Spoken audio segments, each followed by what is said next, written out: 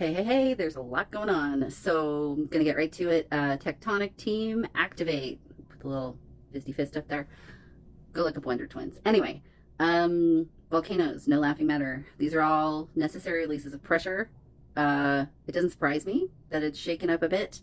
I have a lot of conversations with Gaia, Terra, Pachamama. And what I'm told is that, these pressure releases are necessary, and she really tries to have them spread out and about. But during certain cycles of solar weather and geological historical patterns, sometimes they're more likely to be chain events. So anyway, go back and watch the other stuff about tectonic plate team. But basically, if you live in these certain areas, we're going to focus on stabilizing the grid.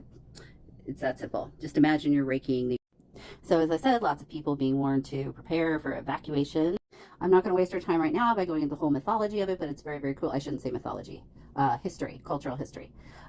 Mexico sits atop three of Earth's largest tectonic plates: the North American plate, the Cocos plate, and the Pacific plate. So anyone on or adjacent to those tectonic plates, look up what tectonic plate you're on.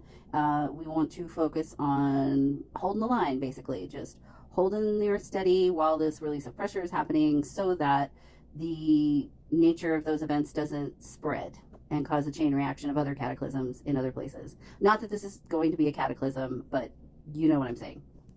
Hopefully you know what I mean.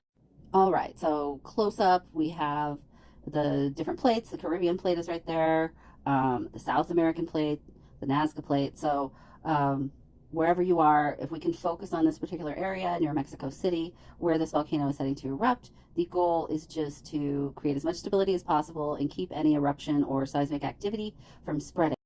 Here's a little bit about the name of the volcano.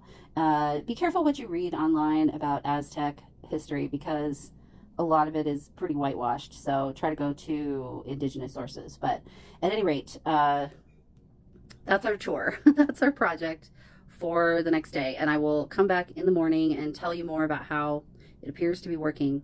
And the releases of pressure are happening in such a way that it is much more of a stable release of pressure, so that we're not dealing with major catastrophes that are kind of like happening in a sequence in one particular area, which is where we get into trouble with things. So hopefully that gives you enough direction. This is all an experiment, but I can tell you that it was a dramatic shift when you all hopped on the last one and were using that energy to help stable mama.